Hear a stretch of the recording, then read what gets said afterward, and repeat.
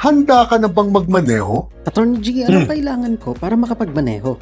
Kailangan nyo na pong kumuha ng either student's permit, pro or non-pro na driver's license po. At ganito ang tamang proseso. Una, student's permit. Tandaan po ninyo ito. Legally po ay wala po tayong karapatang magmotor o magmaneho kung wala po tayong hawak na kahit student's permit man lang po. At bawal po ito kahit nagpa-practice pa lang o nagsasanay pa lang po kayo. Kaya bago po kayo magmaneho sa kalsada po sa inyo, kumuha po muna kayo ng isang theoretical driving course or TDC at medical certificates sa mga opisina pong accredited ng LTO. At kapag nakarehistro na po kayo sa LTMS portal po nito at nakapag-submit na po kayo ng PSA birth certificate, valid ID at application for student permit po ninyo at nakapagbayad na po ng 317 pesos po kayo, makakakuha na po ng isang student permit kayo. Tandaan nyo lang po na pwede lang po kayo mag-apply ng student permit kapag 16 years old and above na po kayo. At kapag wala pa po kayo 18,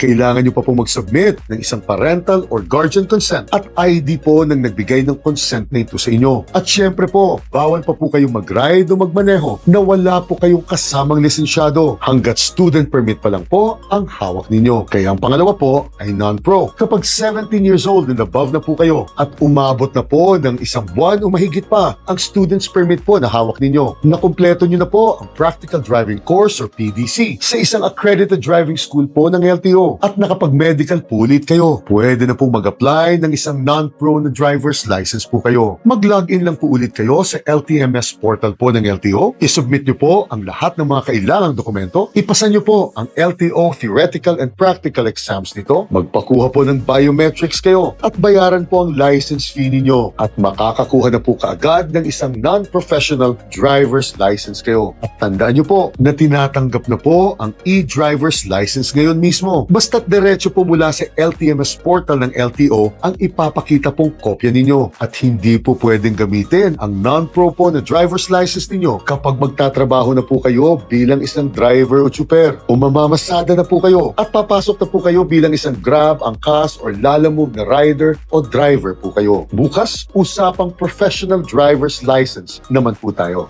Jeanette.